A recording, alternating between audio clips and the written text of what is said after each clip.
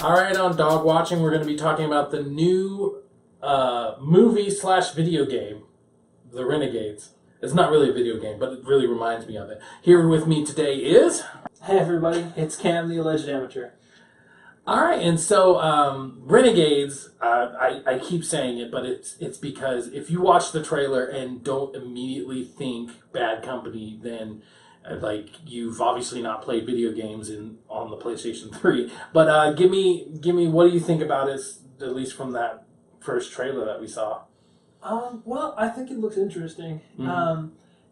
Me personally, I've never been a huge person goes after like the war style, war documentary-ish kind of movie. It's never really been my thing. But the concept that it brings, this company of soldiers going after gold, it Nazi gold. Yes.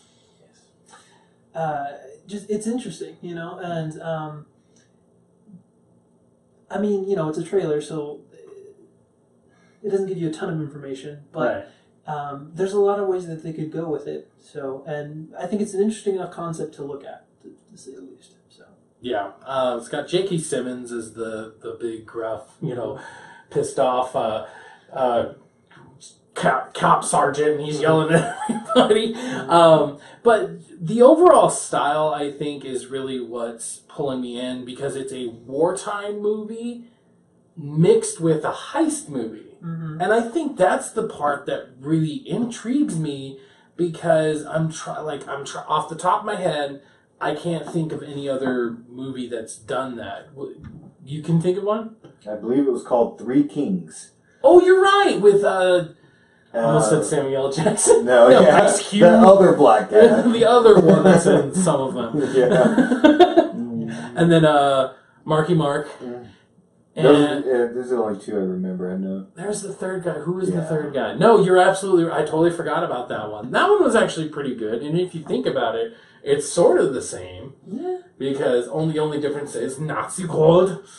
But yeah, the mayhem that's going to ensue is definitely the part that makes me think of Bad Company, because like they have a tank and they blow crap up, a whole tower goes down and all that. And as far as the acting goes, everybody seems to be at least an interesting character. Hopefully they won't be a caricature once the movie comes out, but yeah, and I think that's sort of one of the interesting things. I mean, it can happen in just about any movie, but it's definitely interesting in war movies how often, like, I think a lot of times, without meaning to, you get actors that just sort of, they become like a sort of a stereotype that you would think of, And like I said, a lot of times I don't even think it's intentional, but I didn't really see too much of that.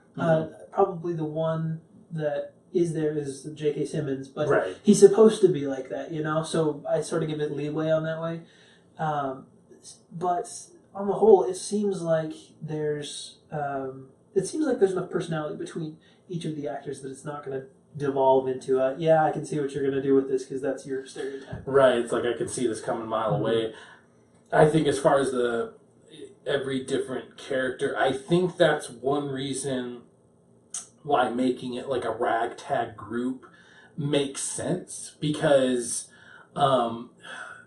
you think of any like military organization, you have your funny guy and you have your guy who's worried about his wife back at home, but by making it this ragtag group, hopefully they could be like outcast and they are not really caring. I mean, the leader of the group, at least in particular, like he doesn't seem to really respect J.K. Simmons, and as soon as he's out of the room, he's just like, all right guys, this is how we're gonna do it. And so hopefully that will pull us through the movie, but not only that, hopefully there will be some type of character arc, because it's like, on the one hand, I'd like to see them get the gold, but hopefully there's some kind of development, and maybe they decide to give the gold to like a local village or something like that. Spoiler alert. But if we could see some type of character development, hopefully it's not just, yay, we got the gold or something like that. I mean, hopefully it'll come back full circle and be like, you know what, we are soldiers, we took an oath, and so hopefully it's something like that. It's very, very reminiscent of a video game. We keep saying that. So the one subject I definitely wanted to talk about is what video game do you think would make a good movie, and it doesn't even have to necessarily have the name attached to it? Well, I think there are. I mean, obviously, I think there are plenty of options. Mm-hmm. Probably one of the first ones that sprang to my mind, and this may be a little weird, but I think Infamous. Oh, okay, yeah. So, because, I mean, so obviously right now superhero movies are, popular, right? Right. So, you sort of go along with the story that Infamous has, right? Mm-hmm. But without making it stick too much to the video game, then Right. you can sort of have a different kind of hero origin story. You can mix in a lot of what's currently popular while still, showing off some of the stuff that made the game so popular in the first place. So that was what popped in my head first, was Infamous. So. Yeah, that's actually a really good choice. And I mean, for one, they made Infamous to get around all the licensing Mm-hmm. for superheroes in the first place. So if they could do something like that. And my overall view in general is that, let's say, like Assassin's Creed, the movie, if they wouldn't have called it Assassin's Creed, there wouldn't have been this like cloud over their head, and they could have made it literally any way they had. Like, for instance, having a big metal claw making you jump around. Right. Just for an instance. Yeah, that's something I've never understood about, like, just video games in general. Like, Hollywood has this weird thing where they like to take, like, the few things that are simple in video games and then make them ridiculously complicated. Yeah. Like Assassin's Creed. He lays down in a machine. Like, you didn't need to make it a big claw to actually make it moving around, Yeah. It's just strange how they choose to do some of that stuff. But yeah, like, being able to, if they'd taken that and gotten rid of that title, it could have been an interesting, like, sci-fi movie. Right. So. Yeah, it could have been something. I'd rather see inspired by than based on. Yeah. Because that little just changing the words would make so much difference. Okay, so for me, the one I'd have to say, and there's a caveat to it, I'd have to say The Last of Us. But the caveat is, it would have to be a series. It cannot be a movie. They're talking about a movie, and I want to tell them no. Because this could make a really good show on HBO, Netflix, anything like that. Because I feel like those 15 hours, let's say 12 if you speed run it and you're not doing any exploring. So let's say 12 hours of that game is perfectly paced. And if you split that up into like 12 episodes, 12 one-hour episodes, that'd be really cool. Then you add in the Left Behind, that's 2 hours. So then you have a 14 episode season, and I think that would be really cool. But trying to cram a giant 13, 14 hour game into a maybe hour and a half, because let's face it, that's what they're going to do to it. I would rather it be a 3-hour movie. If you're going to make it at all, make it a 3-hour movie. But of course it has to be mainstream. So that's my thing. Is that I think that story deserves to be told to everybody. And if you enjoy storytelling and in any type of form, movies, movies, games, comic books, this story deserves to be told, and I mean, it might take inspiration from other things, but still that story of Joe and Ellie is just, I think it would make for a really good, either 3-hour movie, or, you have to make it a series. You have to really take your time, get to know Joel,